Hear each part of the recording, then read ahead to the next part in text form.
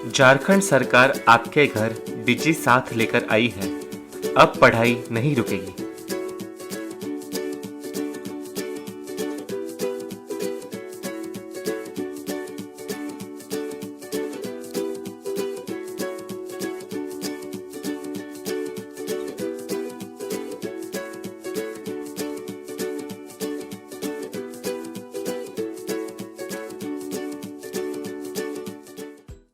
Hello बच्चों, झारखंड सरकार के डीजी साथ प्रोग्राम में आप सभी का स्वागत है। आज का प्रोग्राम शुरू करने से पहले मैं बता दूं कि आप सभी अपना कॉपी और कलम लेकर के जरूर बैठें। आइए देखते हैं कि आज हम क्या पढ़ेंगे। आज हम कक्षा 6 में विज्ञान का पहला पाठ भोजन सभी के लिए से शुरुआत करेंगे। उसके बाद हम कक्षा 7 में पौधों में पोषण के बारे में पढ़ेंगे। उसके बाद कक्षा 8 में हम कोशिका यानी कि सेल के बारे में पढ़ेंगे।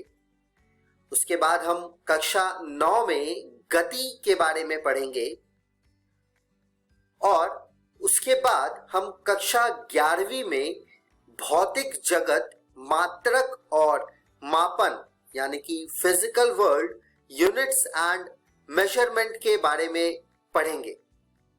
एक बार फिर से मैं याद दिला दूं बच्चों कि आप सभी अपना कॉपी और कलम जरूर लेकर के बैठें।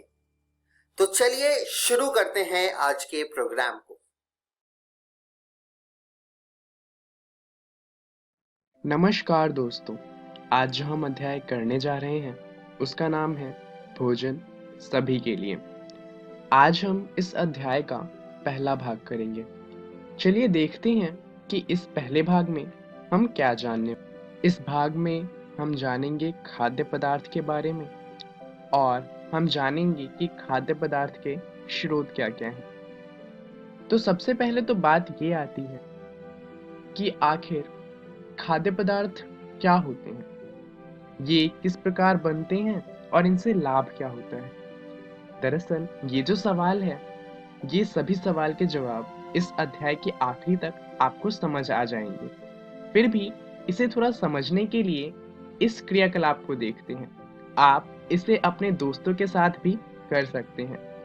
आपको कुछ नहीं करना, आपको एक सारणी बनानी है जिसमें एक तरफ आप अपने दोस्त का नाम लिखेंगे और दूसरी तरफ आपको लिखना है कि उन्होंने पूरे दिन में क्या क्या खाना खाया है। तो जो खाना उन्होंने खाया होगा वो आप लिखेंगे दाईं तरफ और उनका नाम आप लिखेंगे बाईं तरफ। अब इसके बाद क्या करना है? इसके बाद आपको करना है कि आपको जो खाद्य पदार्थ हैं उनकी सूची बनानी है, जिसमें एक तरफ खाद्य पदार्थ होंगे, जैसे कि हो सकता है आपके दोस्त ने रोटी खाई हो या फिर रोटी के साथ कुछ तो होगा, सब्जी होगी या दाल होगी, हो सकता है वो चावल लेके आए हो। तो एक तरफ वो लिखना है और दूसरी तरफ आपको लिखना है कि उसे बनाने के लिए कच्ची सामग्री क्या क्या लगती है। जैसे यहाँ पर एक उदाहरण दिया हुआ है, रोटी को बनाने के लिए आटा लगता है और जल लगता है। वहीं दाल की बात करें तो दाल के लिए क्या लगता है? दाल के लिए एक तो कच्ची दाल चाहिए, साथ में जल चाहिए, उसमें नमक भी डालना पड़ता है, तेल भी लगता है, घी भी डलते हैं और मसाले भी डलते हैं क्योंकि दाल अच्छी बनानी है। अब चावल की बात करें तो उसमें सिर्फ कच्चे चावल और जल से काम चल जाता है क्योंकि चावल को तो सिर्फ उबालना होता है। तो ये एक काम है जो आप कर सकते हैं, जरूर करिएगा। पर इसे करने का फायदा क्या है? इससे हमें पता क्या चल रहा है? दरअसल इससे हमें पता चल रहा है कि जो खाद्य पदार्थ होते हैं वो अलग अलग सामग्रियों से मिलकर बने होते हैं। जैसे जितने भी खाद्य पदार्थ होते हैं उनको बनाने के लिए हमें काफी सारी चीजें चाहिए होती हैं। उदाहरण के लिए आप उदाहरण ले सकते हैं चावल का। चावल बनाने के लिए हमें चावल चाहिए होता है और साथ में जल चाहिए होता है। चलिए एक और उदाहरण लेते हैं। जब हम सब्जी बनाते हैं तो सब्जी बनाने के लिए हमें कच्ची सब्जियां चाहिए होती हैं। पहले उन्हें काटते हैं, फिर उसमें नमक डालते हैं, उसमें हमें मसाले भी डालने होते हैं, लाल मिर्च मसाला, हल्दी, अदरक, लहसुन इत्यादि, और उसके अंदर हम तेल डालते हैं। इन सबको मिलाने के बाद हमारे पास एक स्वादिष्ट सी सब्जी बनती है। तो आप देख सकते हैं कि इसमें कितनी सारी चीजों की जरूरत है। अब इसके बाद क्या करना है? खाद्य पदार्थ तो हमें पता चल गया कि अलग अलग तरीके से बनते हैं, परंतु क्या आप जानते हैं कि इनके जो स्रोत होते हैं वो भी बहुत भिन्न भिन्न होते हैं। उदाहरण के लिए जो दाल है और जो चावल है वो हमें पौधों से मिलते हैं। दरअसल हमारे खाद्य पदार्थ की बहुत सारी चीजें जो हैं वो हमें पौधों से ही मिलती हैं, परंतु सब पौधों से नहीं मिलता। उदाहरण के लिए अगर हम शहद की बात करें तो शहद मधुमक्खियों से प्राप्त होता है।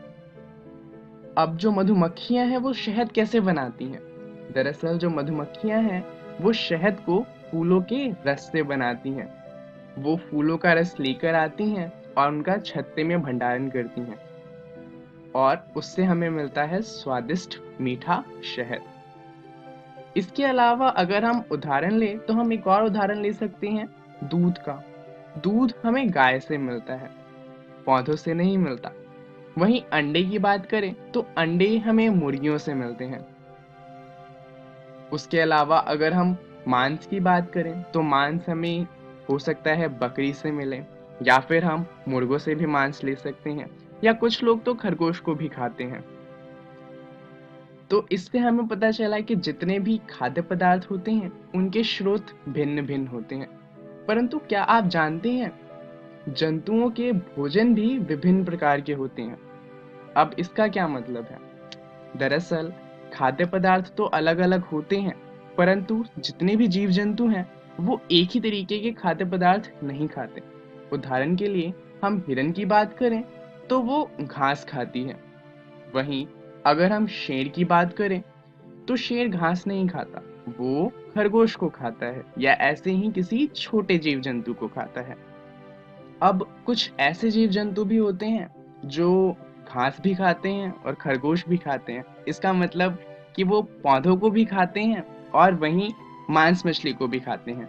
उदाहरण के लिए एक कुत्ता, ये घर में जो खाना बनता है उन्हें भी खाता है, वहीं पर जो चिकन होता है यानी कि मांस, ये उसे भी खाता है। तो ये था हमारा पहला भाग। चलिए जान लेते हैं इस भाग में हमने क्या जाना। इस भाग में हमने जाना खाद्य पदार्थ क्या होते हैं, जहां पर हमने जाना कि खाद्य पदार्थ भिन्न भिन्न चीजों से मिलकर बनते हैं। उसके बाद हमने जाना खाद्य पदार्थ के स्रोत क्या होते हैं, जहां पर हमने जाना कि खाद्य पदार्थ हमें पौधों से मिलते हैं, जानवरों से मिलते हैं, मधुमक्खी से भी मिलते हैं इत्यादि। चलिए जान लेते हैं कि अगली वीडियो में हम क्या जानेंगे। अगली वीडियो में हम बात करेंगे जंतु के बारे में कि आखिर जंतु क्या खाते हैं, और उसके साथ ही हम बात करेंगे भोजन के रूप में पौधों के भाग के बारे में। धन्यवाद।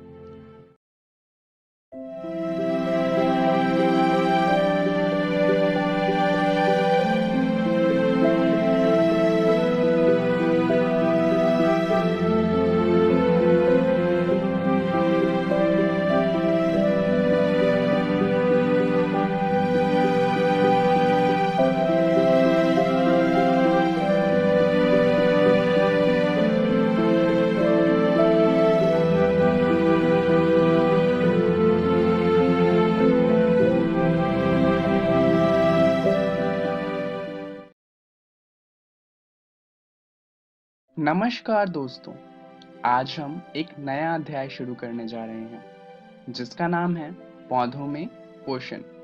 तो चलिए जानते हैं इस अध्याय के इस पहले भाग में हम क्या जानने वाले हैं। इस वीडियो में हम बात करेंगे प्रकाश संश्लेषण के ऊपर। अब क्योंकि यह अध्याय पौधों से जुड़ा हुआ है, चलिए जान लेते हैं कुछ बातें पौधों के बारे में। दरअसल इतना तो आप जानते ही हैं कि हम जितना भी खाना खाते हैं वो सब पौधों से ही आता है, जैसे कि गाजर हो गया, टमाटर हो गए, पत्ता गोभी, बंद गोभी, ये सब पौधों से ही मिलते हैं। अब आप कहेंगे हम दूध पीते हैं और दूध तो गाय से मिलता है, ये तो पौधे से नहीं मिलता। पर यहाँ पर एक बात ध्यान दीजिए कि दूध तो गाय देती है, परंतु गाय क्या खाती है? गाय भी तो घास ही खाती है। तो किसी ना किसी तरीके से हमें जो खाना है वो पौधों से ही मिल रहा है।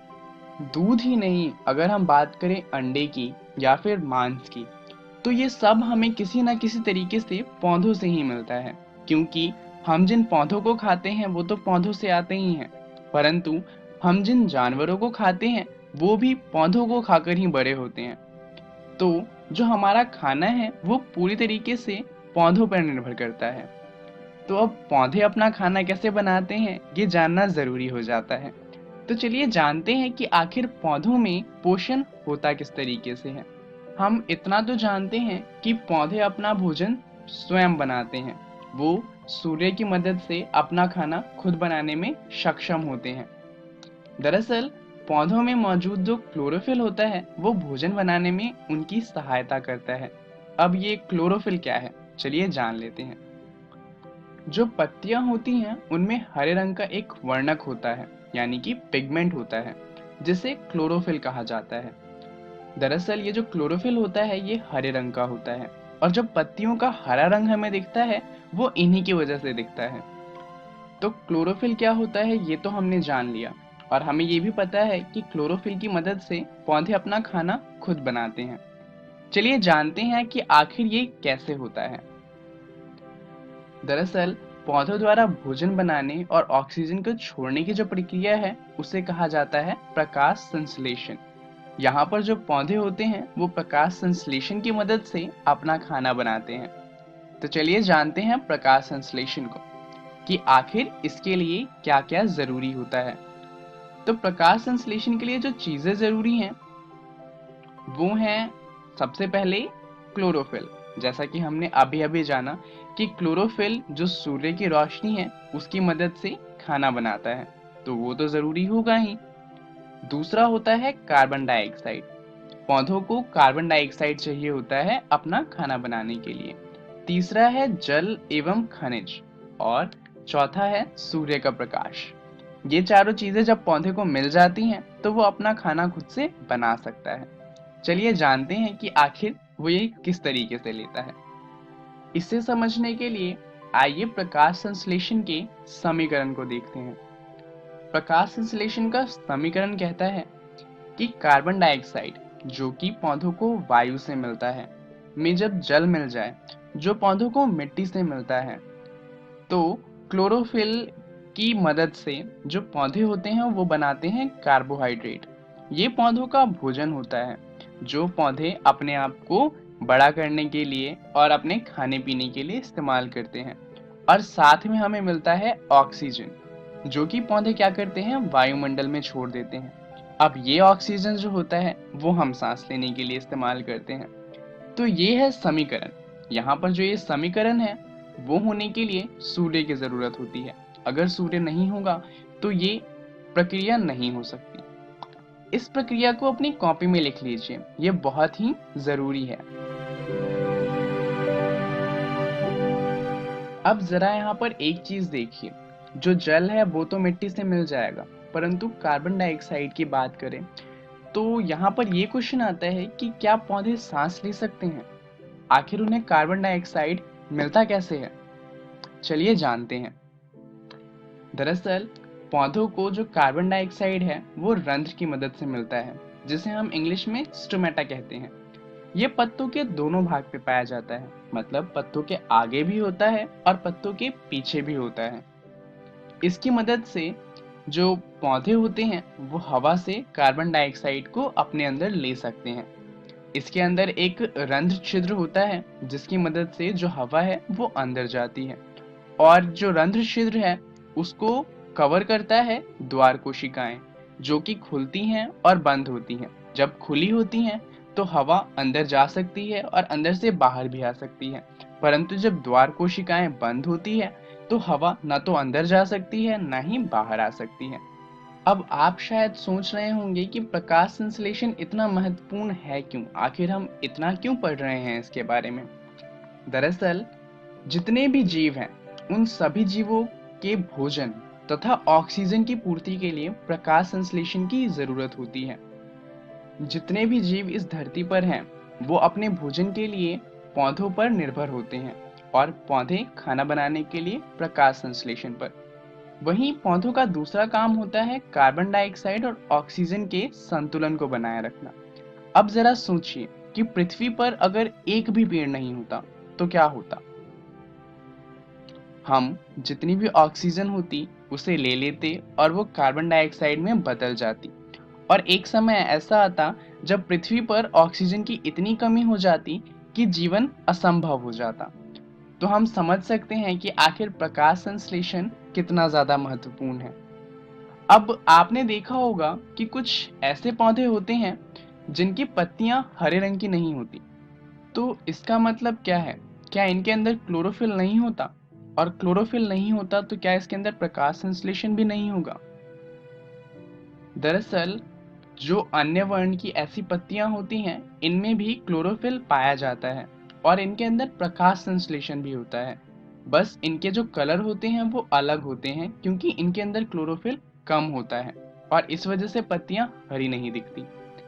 आपने देखा होगा कि तालाब के आसपास जो पत्थर होते हैं उन पे भी हरे रंग की काई जम जाती है, या फिर जो नदियां होती हैं और छोटे छोटे तालाब होते हैं उन पे हरी रंग की एक परत होती है।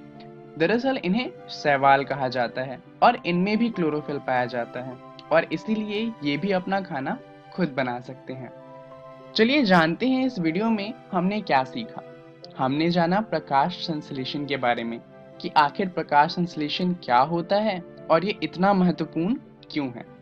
चलिए जानते हैं अगली वीडियो में हम क्या जानेंगे।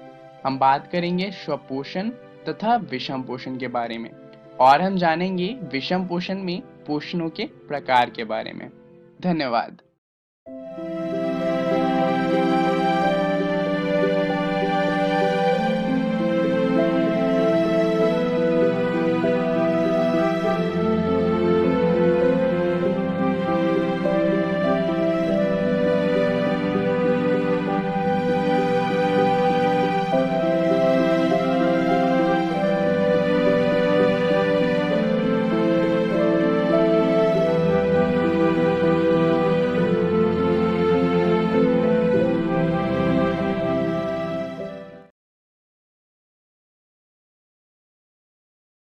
नमस्कार दोस्तों, आज हम एक नया अध्याय शुरू करने जा रहे हैं जिसका नाम है कोशिका। चलिए जानते हैं इस अध्याय में हम क्या जानने वाले हैं। सबसे पहले हम बात करेंगे कोशिका के खोज के बारे में और उसके बाद हम जानेंगे कोशिका की संरचना के बारे में। तो चलिए शुरुआत करते हैं, पर सबसे पहले बात कर लेते हैं कि आखिर कोशिका है क्या। तो सबसे पहले इस घर को देखिए, ये घर किन चीजों से बना है? इसकी सबसे जरूरी चीज क्या है? सोचिए जरा।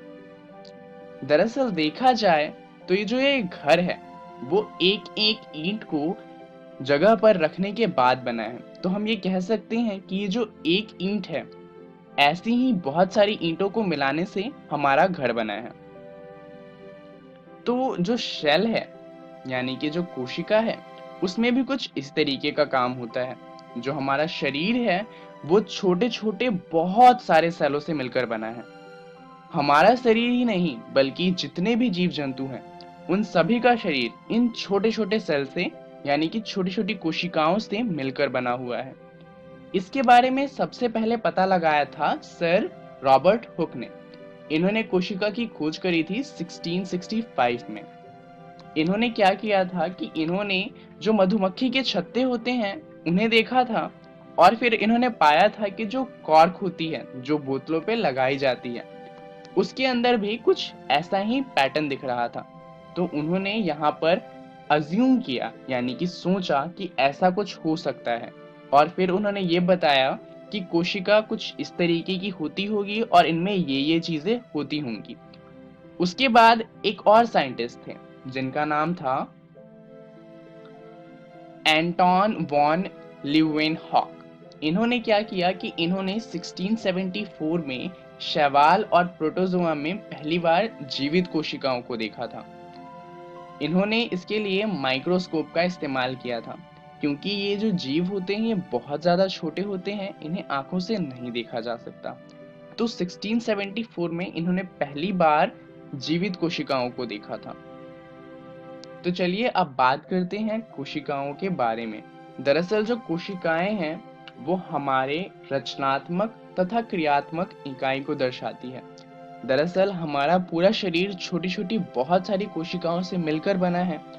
तो जाहिर सी बात है कि हमारी क्रियात्मक और रचनात्मक इकाई एक कोशिका ही होगी। कोशिकाएं स्वतः जनन का समर्थ भी रखती हैं। इसका मतलब वो अपने आप को एक से ज्यादा बना सकती हैं। जैसा कि आप यहाँ पर देख सकते हैं, एक कोशिका से एक से ज्यादा कोशिकाएं बन सकती हैं, यानी कि उनमें प्रजनन हो सकता है। अतः कोशिका जीवन की मूलभूत इकाई है। क्या हम ऐसा कह सकते हैं? जी हाँ, क्योंकि जो हमारे कोशिका हैं वही तो मिलकर हमें बनाती हैं। कोशिका जीवित रहेगी तो हम जीवित रहेंगे, और इसीलिए हम ऐसा कह सकते हैं कि जो कोशिका है वो जीवन की मूलभूत इकाई है। अगर कोशिका ना हो तो जीवन नहीं हो सकता। तो चलिए अब बात करते हैं कोशिकाओं के आकार के बारे में। क्या सभी कोशिकाओं का आकार समान होता है? हम ये तो जानते हैं कि कोशिकाएं बहुत छोटी होती हैं, परंतु क्या सब एक समान के आकार की होती हैं? चलिए कुछ उदाहरण लेते हैं। अगर हम बात करें माइकोप्लाज्म की, तो माइकोप्लाज्म का साइज यानी कि जो आकार होता है वो होता है 0.1 माइक्रोमीटर, यानी कि 0.1 गुने में 10 की पावर -6। तो आप सोच सकते हैं ये कितना ज्यादा छोटा होगा। वहीं पर अगर हम अंडों की बात करें तो शुतुरमुर्ग के अंडे का जो साइज होता है यानी कि जो आकार होता है वो होता है 170 मिलीमीटर गुने में 130 मिलीमीटर, जो कि काफी बड़ा है, यानी कि हम इसे आंखों से देख सकते हैं। वहीं माइक्रोप्लाज्म तो आंखों से दिखता भी नहीं। वहीं एक और एग्जाम्पल लेते हैं न्यूरॉन का, यानी कि तांत्रिक कोशिका का। तो हमारे शरीर में जो सबसे बड़ा न्यूरॉन होता है वो लगभग 1 मीटर लंबा होता है, जो हमारे पूरे पैर में होता है। तो आप देख सकते हैं कि कोशिका कहाँ 0.1 माइक्रोमीटर की है तो वहीं 1 मीटर की भी है। तो यानी कि कोशिकाओं का आकार बदलता रहता है। कोशिकाओं की अनेक आकृति भी होती है, जैसे कि यहाँ पर आप देख सकते हैं, कुछ कोशिका गोल है, कुछ लंबी है, कुछ स्प्रिंग की तरह है, कुछ कौमे जैसी दिखती है। वहीं पे कुछ कोशिकाएं तो ऐसी होती हैं जिनका कोई आकार ही नहीं होता, जैसे कि अमीबा। अमीबा एक कोशिकीय जीव है जिसका कोई आकार नहीं होता, ये अपने आकार को बदल सकता है। अब अमीबा एक कोशिकीय जीव है, इससे हमें एक और बात पता चली कि दो तरीके की कोशिकाएं होती हैं। एक तो होती है जिसमें सिर्फ एक कोशिका हो, और एक ऐसी होती है जिसमें बहुत सारी कोशिका हो। तो एक कोशिकीय जीव का उदाहरण हो गया अमीबा, क्योंकि इसके अंदर एक ही कोशिका होती है। वहीं बहुकोशिकीय जीव का उदाहरण हो गया हमारे अंदर बहुत सारी कोशिकाएं होती हैं। वहीं पेड़ पौधे, उनके अंदर भी बहुत सारी कोशिकाएं होती हैं। तितली हो गए, चिड़िया हो गई, या फिर कुत्ते हो गए, इन सभी के अंदर बहुत ज्यादा कोशिकाएं होती हैं। तो ये सभी उदाहरण है बहुकोशिकीय जीव का। अब आप जरूर सोच रहे होंगे कि आखिर एक छोटी सी कोशिका से हम जैसे जीव बन कैसे जाते हैं। तो ये कुछ इस तरीके से होता है, जो एक समान काम करने वाली कोशिकाएं होती हैं वो एक साथ मिलकर उत्तक बनाती हैं। फिर बहुत सारे एक जैसे उत्तक मिलके एक अंग को बनाते हैं, जैसे कि एक ही तरह के बहुत सारे उत्तक मिलके हमारे फेफड़ों को बनाते हैं। वहीं दूसरी तरह के उत्तक मिलके हमारे दिल को बनाते हैं। वहीं ऐसे ही अलग तरह के उत्तक मिलके हमारे अमाशय को बनाते हैं। इनको कहा जाता है अंग। फिर बहुत सारे अंग मिलकर बनाते हैं अंग प्रणाली, और अंग प्रणाली से ही हम बनते हैं। तो कुछ इस तरीके से एक सिंगल कोशिका, मतलब एक अकेली कोशिका से हम जैसे बहुकोशिकीय जीव बनते हैं। तो चलिए जानते हैं इस वीडियो में हमने क्या सीखा। इस वीडियो में हमने बात करी कोशिका के खोज के बारे में, जहां पर हमने जाना कि सर रॉबर्ट हुक ने 1665 में कोशिका को खोजा था। वहीं उसके बाद हमने बात करी कोशिका के संरचना के बारे में। चलिए जान लेते हैं अगली वीडियो में हम क्या जानेंगे।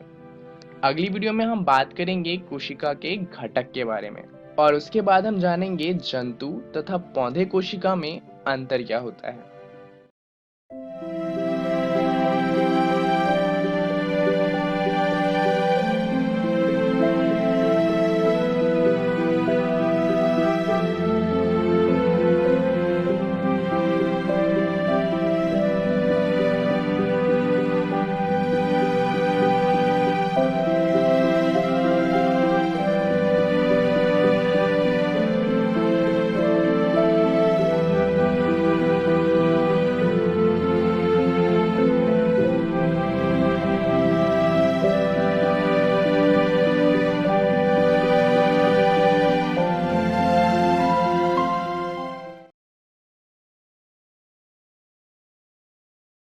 हेलो फ्रेंड्स, आज हम गति के बारे में पढ़ेंगे, जिसको हम मोशन भी कहते हैं।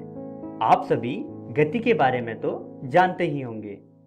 कहीं भी कोई काम हो रहा हो तो उसमें गति जरूर होती है। इसी चीज को हम विस्तार में जानेंगे और इस वीडियो में हम 3 चीजों की चर्चा करेंगे। तो आइए देखते हैं कि हम किन किन 3 चीजों पे चर्चा करने वाले हैं। सबसे पहले हम जानेंगे कि मोशन यानी कि गति होती क्या है। फिर हम जानेंगे मोशन इन स्ट्रेट लाइन यानी सीधी रेखा में गति। और अंत में हम डिस्टेंस एंड डिस्प्लेसमेंट यानी कि दूरी और विस्थापन के बारे में जानेंगे। तो चलिए शुरू करते हैं और जानते हैं गति के बारे में। अब ये मोशन क्या होता है? सीधे शब्दों में जाने तो अगर कोई ऑब्जेक्ट यानी कि कोई वस्तु मूव कर रहा है तो वो मोशन में है, और अगर वो एक जगह पर रुका हुआ है तो उसको हम कहेंगे कि वो रेस्ट पर है। अब आपके आसपास की वस्तुओं को देखिए और सोचिए कि वे रेस्ट में हैं या फिर मोशन में। देखिए, जैसे कि ये बच्चा स्कूल जा रहा है तो ये बच्चा मोशन में है। बच्चों, आपने कई बार पेड़ से पत्तों को गिरते हुए देखा होगा, वो भी मोशन ही कहलाएगा। यानी कि कोई भी वस्तु जो हिल रही हो मोशन में कहलाती है, और कोई भी वस्तु जो स्थिर अवस्था में हो वो रेस्ट में कहलाती है। अब हम मोशन इन स्ट्रेट लाइन को समझ लेते हैं। सीधे शब्दों में कहें तो अगर कोई वस्तु जैसे कि एक कार सीधी रोड पर चल रही है तो इस टाइप के मोशन को मोशन इन स्ट्रेट लाइन कहते हैं। इसलिए जब किसी वस्तु की स्थिति संदर्भ या समय के फ्रेम के संबंध में बदलती है तब हम उसे गति में कहते हैं। उदाहरण के लिए, जब हम ट्रेन में बैठे होते हैं तो ट्रेन के संदर्भ में तो हम स्थिर अवस्था में होते हैं, लेकिन जमीन के संदर्भ में हम गति में होते हैं। यानी कि अगर हम चलते ट्रेन में ही हैं तो ट्रेन में बैठा आदमी हमें स्थिर दिखेगा, लेकिन अगर हम जमीन पर खड़े हैं तो चलते ट्रेन में बैठा आदमी हमें गति में दिखेगा। आइए अब हम बात कर लेते हैं कि दूरी और विस्थापन यानी कि डिस्टेंस और डिस्प्लेसमेंट क्या होता है। अब जरा यहां देखिए, ये बस एक जगह ए से चलकर अपनी दूसरी जगह बी पर जा रही है। अब ये अपने रास्ते में कई बार अपनी दिशा बदल रही है, तो जो लंबाई बस ने अपनी इस रास्ते में कवर की उसे हम डिस्टेंस यानी कि दूरी कहेंगे। अब मान लेते हैं कि ये बस एक दूसरे रोड से जा रही है जो कि डेस्टिनेशन ए से बी तक सबसे छोटी दूरी में पहुंचेगी। अब ये स्ट्रेट रोड ए और बी के बीच में, जिसमें कि एक दिशा में वस्तु मूव कर रहा हो और वो भी सबसे छोटी दूरी में, तो उसे हम डिस्प्लेसमेंट यानी कि विस्थापन कहेंगे। चलिए एक और उदाहरण देखते हैं। मान लीजिए कि आप अपने घर से सुबह चलते हैं अपने स्कूल के लिए, जो कि 4 किलोमीटर दूरी पर है, लेकिन स्कूल पहुंचने के लिए आपको काफी घूम के जाना पड़ता है और वो रास्ता 7 किलोमीटर का पड़ जाता है। तो जरा सोचिए और बताइए कि आपके घर से स्कूल तक की दूरी कितनी होगी और घर से स्कूल तक का विस्थापन क्या होगा। ये सवाल आप लोग नोट कर लीजिए और घर से सोच के आइएगा। हम इस जवाब की चर्चा अगली वीडियो में करेंगे। तो आज की इस वीडियो में हमने motion in a straight line, distance and displacement को पढ़ा। आशा करता हूं आपको यह सब समझ में आया होगा। तो मिलते हैं अगली वीडियो में। धन्यवाद।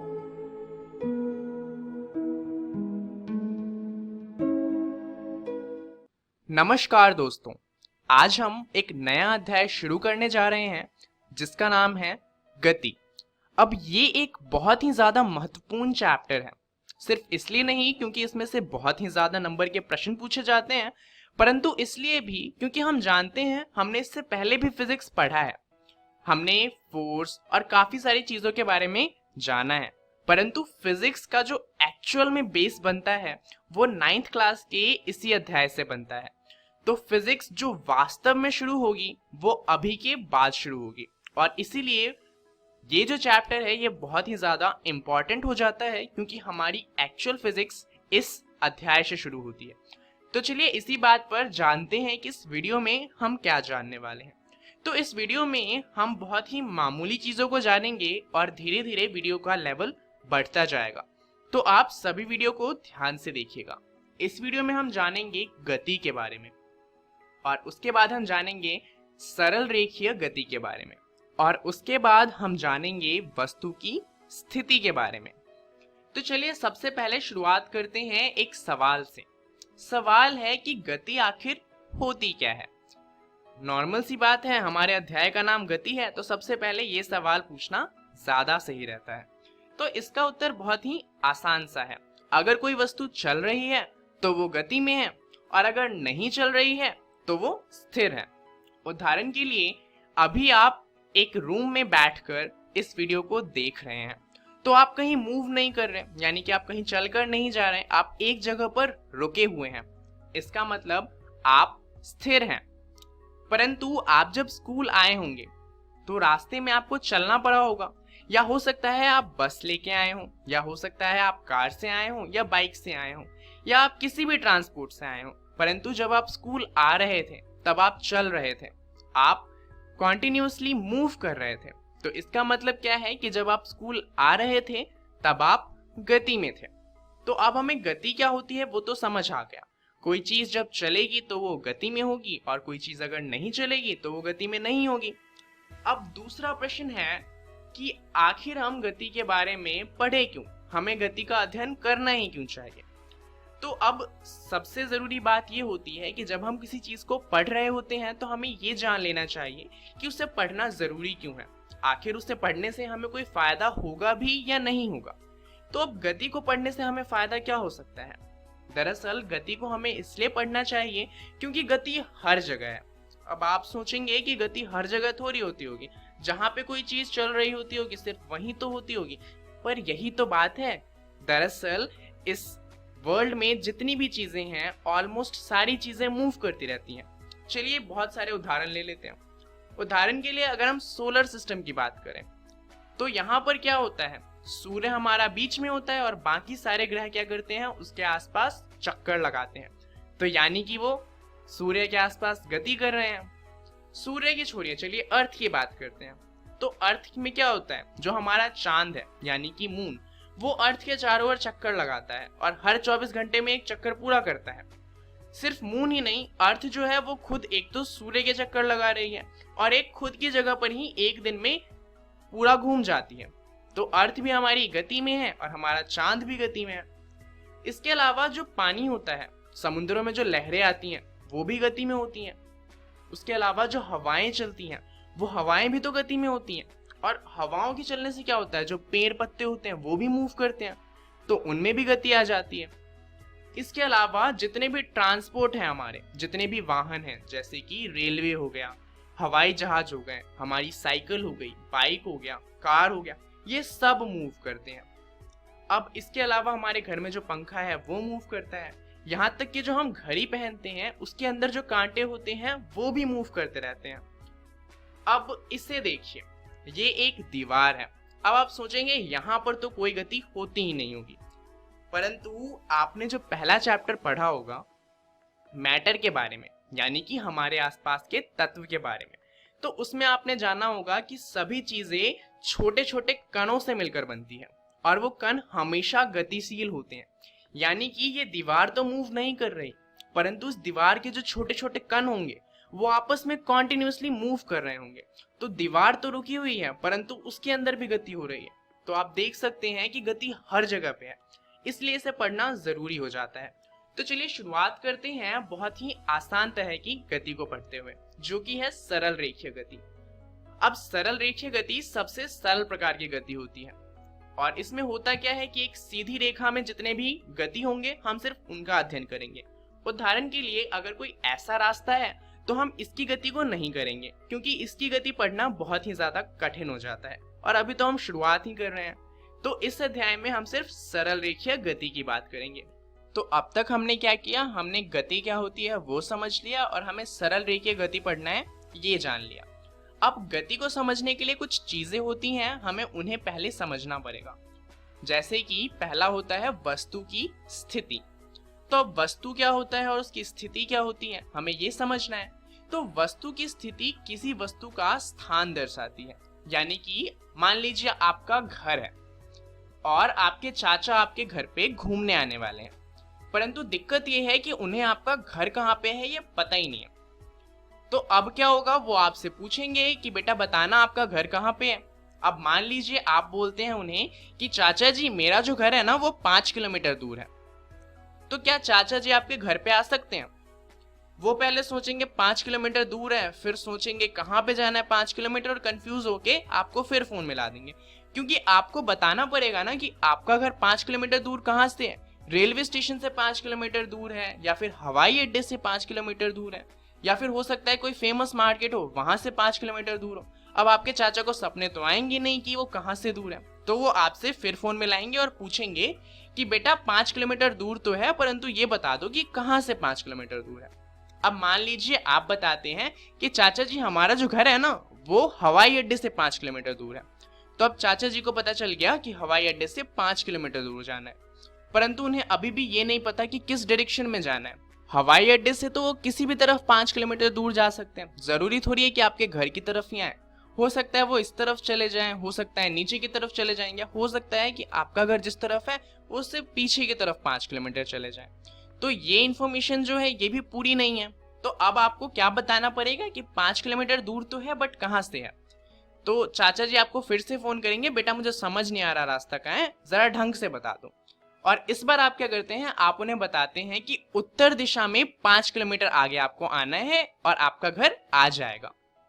अब चाचा जी क्या करेंगे, वो हवाई अड्डे पे उतरेंगे, वहां से उत्तर दिशा की ओर घूमेंगे और वहां से 5 किलोमीटर आगे आ जाएंगे और आपके घर पे पहुंच जाएंगे। अब इस कहानी को आपको अच्छा लगा हो या ना लगा हो, यहाँ पे हमें दो चीजों का पता जरूर चल जाता है। ये दो चीजें क्या हैं, चलिए देखते हैं। पहला तो हमें पता चलता है कि किसी वस्तु की स्थिति को बताने के लिए हमें एक निर्देशक बिंदु की आवश्यकता होती है। जैसे कि हमने उदाहरण लिया था हवाई अड्डे का, इसे कहा जाता है मूल बिंदु, जहां से भी हम किसी भी चीज का स्थान बताते हैं। दूसरा हमें चाहिए होता है दिशा की समझ, कि आखिर जो हमारा निर्देशक बिंदु है उससे जो हमारा एक्चुअल स्थान है वो किस दिशा में है। तो इन दो चीजों से हम किसी भी वस्तु की स्थिति को बता सकते हैं। चलिए इसे ज्यादा अच्छे से समझने के लिए एक और उदाहरण लेते हैं। और क्योंकि आजकल क्रिकेट चल रहा है तो क्रिकेट का उदाहरण लेते हैं। अब मान लीजिए क्या है कि क्रिकेट का मैदान है और आप गए हैं अपने दोस्त के साथ क्रिकेट देखने, और वहां पे आपका दोस्त बताता है कि वो देख विराट कोहली खड़ा है।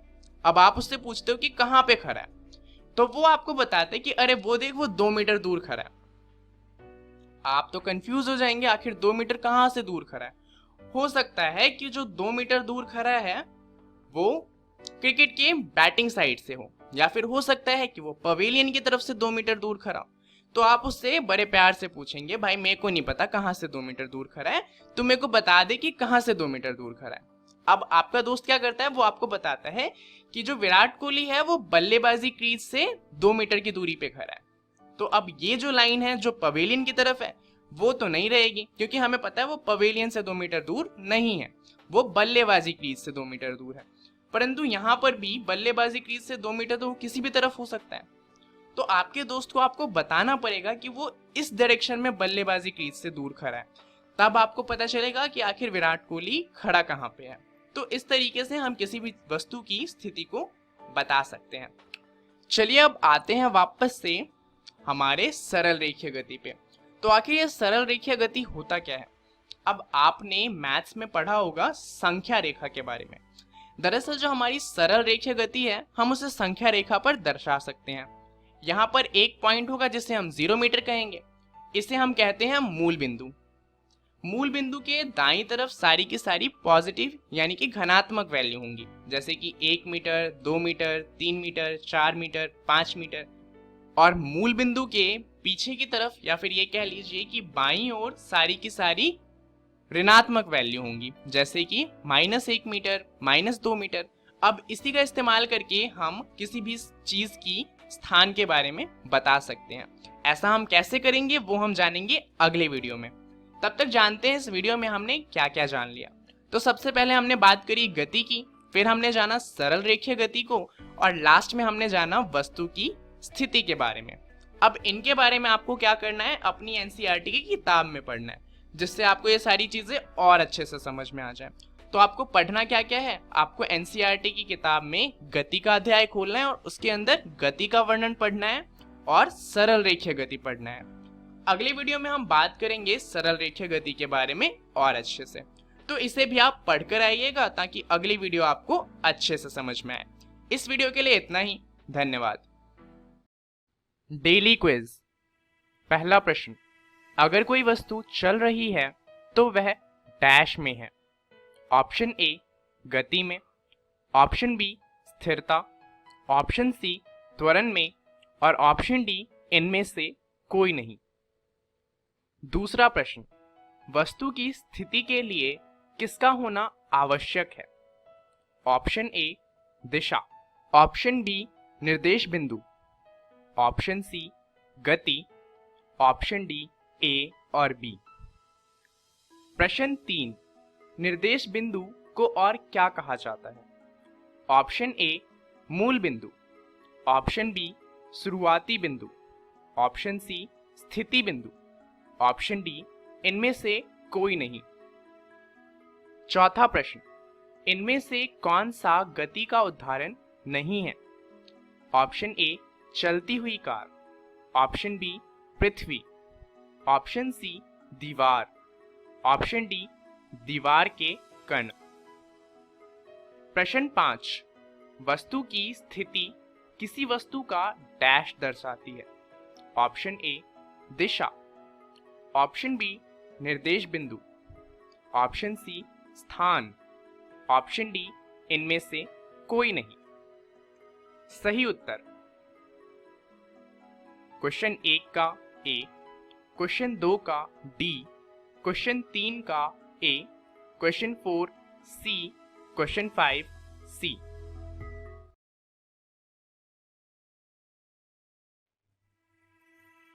नमस्कार दोस्तों, आज हम पढ़ने जा रहे हैं कक्षा 11वीं के भौतिकी का अध्याय भौतिक जगत, मात्रक और मापन, भाग 1।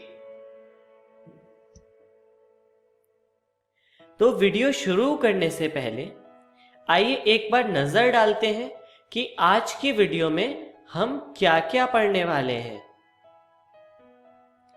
सबसे पहले हम शुरू करेंगे प्रकृति में मूल बल, उसके बाद हम पढ़ेंगे भौतिक नियमों की प्रकृति, तथा सबसे अंत में हम पढ़ेंगे मात्रक और मापन का परिचय। तो चलिए शुरू करते हैं और देखते हैं भौतिकी और भौतिक दुनिया से। मनुष्य की जिज्ञासा विज्ञान के प्रति आदिकाल से रही है। उसका कारण यह है कि मनुष्य हमेशा से भौतिक गतिविधियों से घिरा रहा है।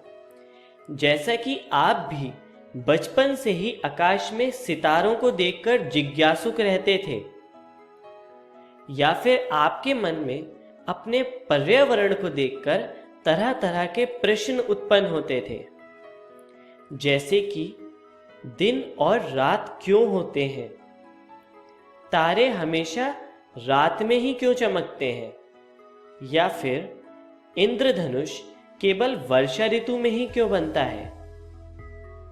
इस तरह के प्रश्न हमेशा से मानव के मन में आते रहे हैं और उसकी इस जिज्ञासा से वह हमेशा भौतिक गतिविधियों की कड़ी से कड़ी जोड़कर अपने प्रश्नों का हल ढूंढता रहा है, और इस तरह भौतिक विज्ञान की दुनिया में प्रगति होती रही है। चलिए इसके आधार पर भौतिक विज्ञान की परिभाषा को समझने की कोशिश करते हैं। भौतिक गतिविधियों का सुव्यवस्थित ढंग से अध्ययन करके उनके निष्कर्ष तथा आधार पर भविष्य की संभावना करने को ही भौतिक विज्ञान कहते हैं। चलिए अब हम आगे बढ़ते हैं और प्रकृति में मूल बल के बारे में पढ़ते हैं। आपने न्यूटन के गति के नियम पढ़े ही होंगे, जिसमें दूसरे नियम में बल के बारे में जानकारी मिलती है, जिसमें न्यूटन ने बताया था कि बल का मान द्रव्यमान तथा त्वरण के गुणनफल के बराबर होता है। लेकिन आज हम बल के वर्गीकरण के बारे में पढ़ेंगे, जो इस तरह से है, जिसमें पहला है गुरुत्वाकर्षण बल यानी ग्रेविटेशनल फोर्स, दूसरा है विद्युत चुंबकीय बल यानी इलेक्ट्रोमैग्नेटिक फोर्स, तीसरा है प्रबल नाभिकीय बल यानी स्ट्रॉन्ग न्यूक्लियर फोर्स, तथा चौथा है दुर्लभ नाभिकीय बल मतलब वीक न्यूक्लियर फोर्स। तो चलिए आगे बढ़ते हैं और गुरुत्वाकर्षण बल से शुरू करते हैं। पिंडों के बीच उनके द्रव्यमान के कारण उत्पन्न होने वाले बल को गुरुत्वाकर्षण बल कहते हैं, और इसी बल के कारण सभी ग्रह सूर्य का तथा सभी उपग्रह ग्रहों का चक्कर लगाते हैं तथा हम सभी लोग पृथ्वी पर खड़े हो पाते हैं, क्योंकि पृथ्वी गुरुत्वाकर्षण बल के ही कारण हमें अपनी ओर आकर्षित करती है। चलिए आगे बढ़ते हैं और विद्युत चुंबकीय बल के बारे में पढ़ते हैं। पिंडों के बीच उनके आवेश के कारण उत्पन्न होने वाले बल को विद्युत चुंबकीय बल कहते हैं।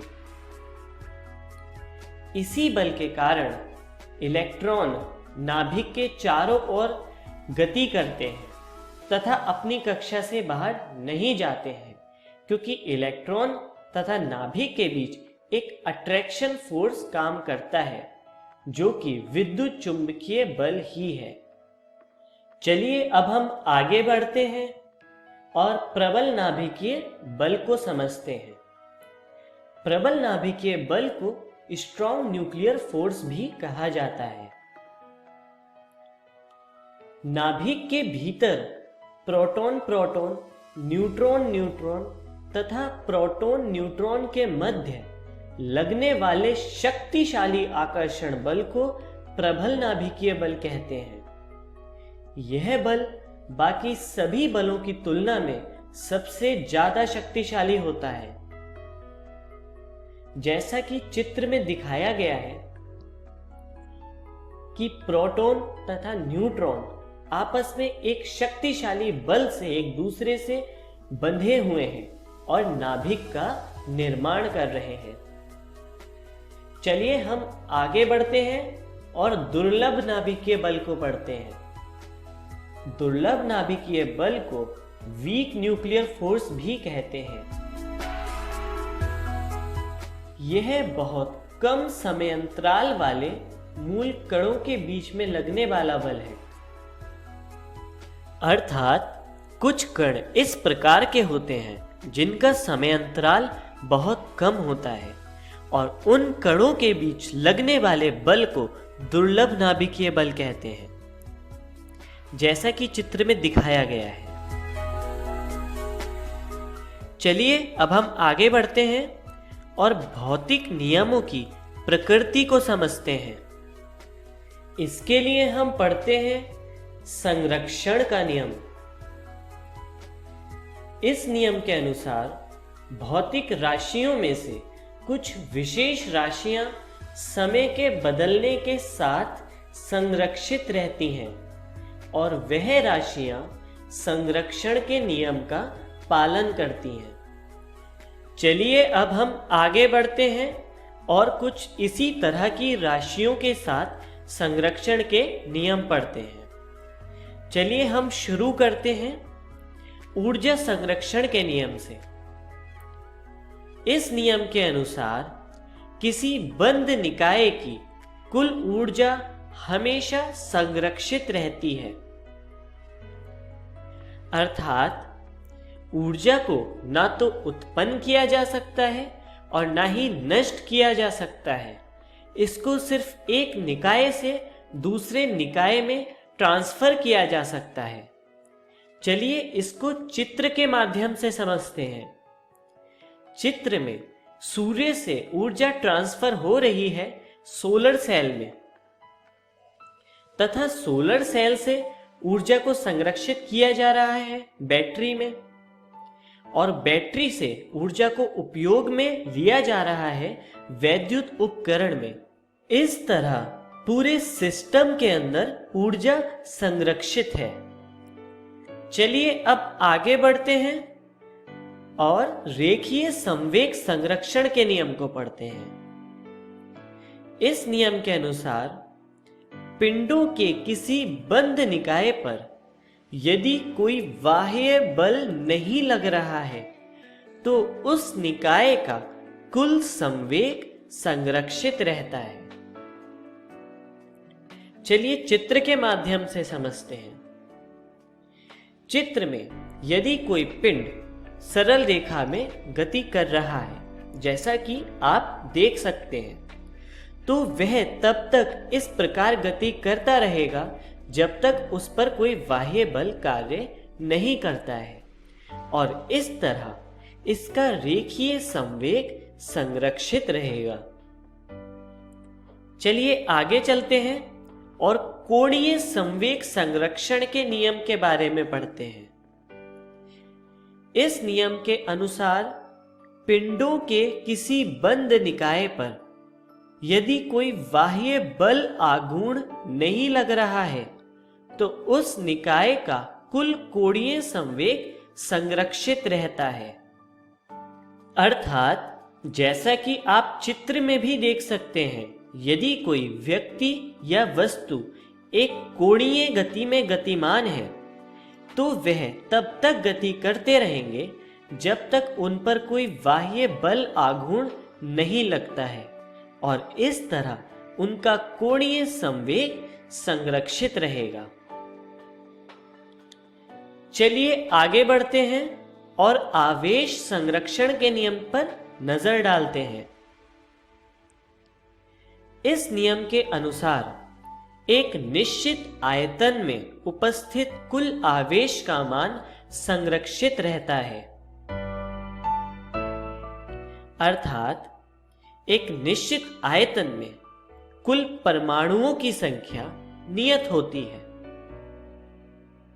तथा परमाणु के अंदर कुल आवेश की संख्या नियत होती है। इस प्रकार एक निश्चित आयतन के अंदर कुल आवेश संरक्षित रहता है। चलिए आगे बढ़ते हैं और मात्रक और मापन के परिचय पर नजर डालते हैं। किसी भौतिक राशि को मापने के लिए प्रयोग किए जाने वाली मापन की इकाई को मात्रक कहते हैं। यह दो प्रकार के होते हैं, जिसमें पहला है मूल मात्रक तथा दूसरा है व्युत्पन्न मात्रक। अब हम आगे बढ़ते हैं और देखते हैं कि आज की वीडियो में हमने क्या क्या सीखा। सबसे पहले हमने नजर डाली भौतिकी के परिचय पर। उसके बाद हमने पढ़ा प्रकृति में मूल बल तथा भौतिक नियमों की प्रकृति के बारे में, तथा सबसे अंत में हमने जाना मात्रक और मापन का परिचय।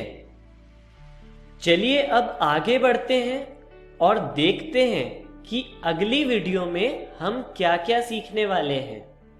तो अगली वीडियो में हम पढ़ेंगे मात्रकों की अंतरराष्ट्रीय प्रणाली और मूल मात्रकों का मापन। धन्यवाद।